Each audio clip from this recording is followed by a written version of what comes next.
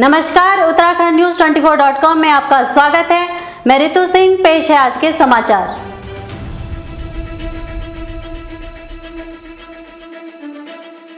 ग्यारह जुलाई को उत्तराखंड आएंगी राष्ट्रपति पद की उम्मीदवार द्रौपदी मुर्मू भाजपा सांसदों और विधायकों से करेंगी समर्थन की अपील। राष्ट्रपति पद की उम्मीदवार द्रौपदी मुर्मू 11 जुलाई को उत्तराखंड की राजधानी देहरादून आएंगी। इस दौरान वह सांसदों व विधायकों से व्यक्तिगत मुलाकात करेंगी और चुनाव में उनसे समर्थन की अपील करेंगी। भाजपा के सभी सांसदों व विधायकों को पार्टी की ओर से देहरादून पहुंचने के लिए कहा जाएगा। राष्ट्रपति पद की राजग उम्मीदवार मुर्मू देश भर में सभी राज्यों में जाकर सांसदों और विधायकों से मुलाकात कर रही हैं। पार्टी के प्रदेश अध्यक्ष मदन कौशिक के मुताबिक उनके आगमन का कार्यक्रम तैयार किया जा रहा है। यह कार्यक्रम आज बृहस्पतिवार तक फाइनल हो जाएगा। बीकेटीसी में वित्तीय गड़बड़ियों की जांच कराने के आदेश, कांग्रेस नेता पर लगे हैं आरोप।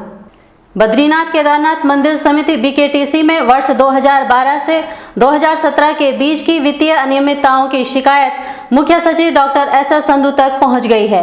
मंदिर समिति के सदस्य आशुतोष डिमरी के आरोप है कि बद्रीनाथ केदारनाथ मंदिर समिति के तत्कालीन अध्यक्ष ने मंदिर अधिनियम 1939 के खुलेआम उल्लंघन करते हुए भगवान के खजाने से करोड़ों लुटा दिए।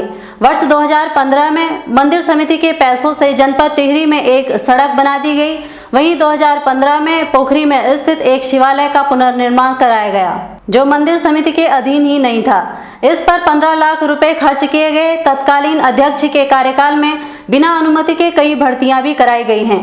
बीकेटीसी सदस्य डिमरी की शिकायत पर प्रभारी मंत्री डॉक्टर धन सिंह रावत ने मुख्य सचिव को पत्र भेजकर जांच कराने के आदेश दिए हैं।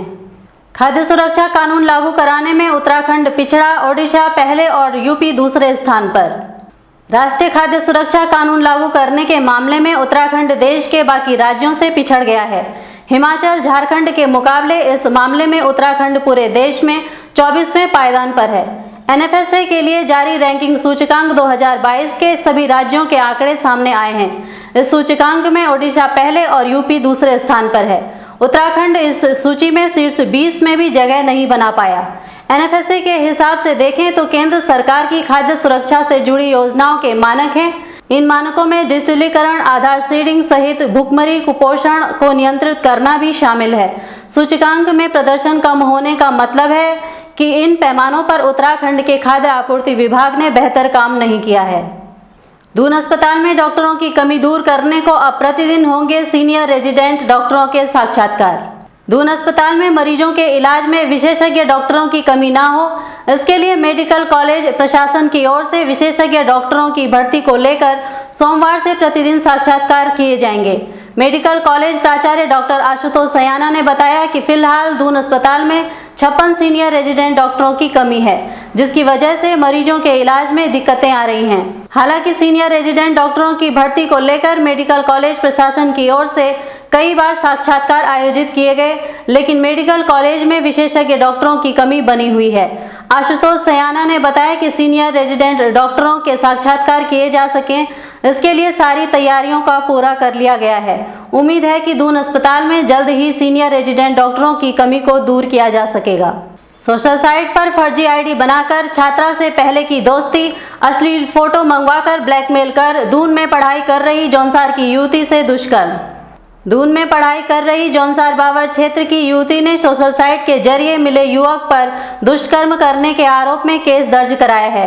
आरोप है कि उसने किसी अन्य नाम से सोशल साइट पर एक आईडी बनाई, इसके बाद पीड़िता से अश्लील फोटो मंगवाए। इन फोटो के जरिए ब्लैकमेल कर उससे दुष्कर्म किया। पीड़िता ने दूरी बनाई तो उसके परिजनों को परेशान किया और अश्लील फोटो व वीडियो गांव के लोगों व परिचितों को भेज दी। इस पर पीड़िता ने शहर कोतवाली को तहरीर दी। कोतवाली पुलिस ने आरोपी के खिलाफ दुष्कर्म और अन्य संबंधित धाराओं में केस दर्ज कर जांच शुरू कर दी है। क्या रंग लाएगी राजकुमार ठुकराल और नेता प्रतिपक्ष यशपाल आर्य की मुलाकात। नेता प्रतिपक्ष यशपाल आर्य ने बुधवार को अचानक पूर्व विधायक राजकुमार ठुकराल के घर पहुंचकर उनसे भेंट की। इस मुलाकात से सियासी गर्मी बढ़ गई और ठुकराल के कांग्रेस में जाने के कयास लगाए जाने लगे।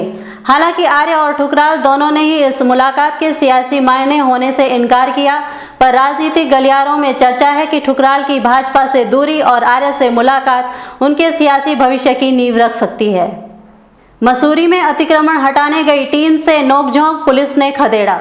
मसूरी में प्रशासन, पुलिस, नगर पालिका, एमडीडी और विद्युत विभाग की ओर से अतिक्रमण हटाने की कार्रवाई शुरू कर दी गई है। गुरुवार को एसडीएम नरेश दुर्गापाल के नेतृत्व में भारी पुलिस बल की मौजूदगी में कार्रवाई शुरू हुई। टिहरी बस अड्डे पर अतिक्रमण करने वालों से टीम की तीखी नोकझोंक भी हो गई। पुलिस ने सभी को खदेड़ते हुए अतिक्रमण हटाने की कार्रवाई शुरू कर दी। एसडीएम नरेश दुर्गापाल ने बताया कि शहर में जहां कहीं पर भी अवैध रूप से अतिक्रमण किया गया है, उनको ध्वस्त करने की कार्रवाई शुरू कर दी गई है।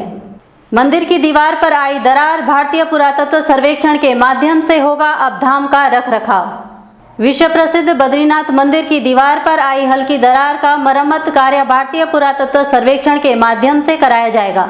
इसमें एसएसआई ने 5 करोड़ खर्च आने की एस्टीमेट तैयार किया है। मानसून के बाद मरम्मत कार्य शुरू किया जाएगा।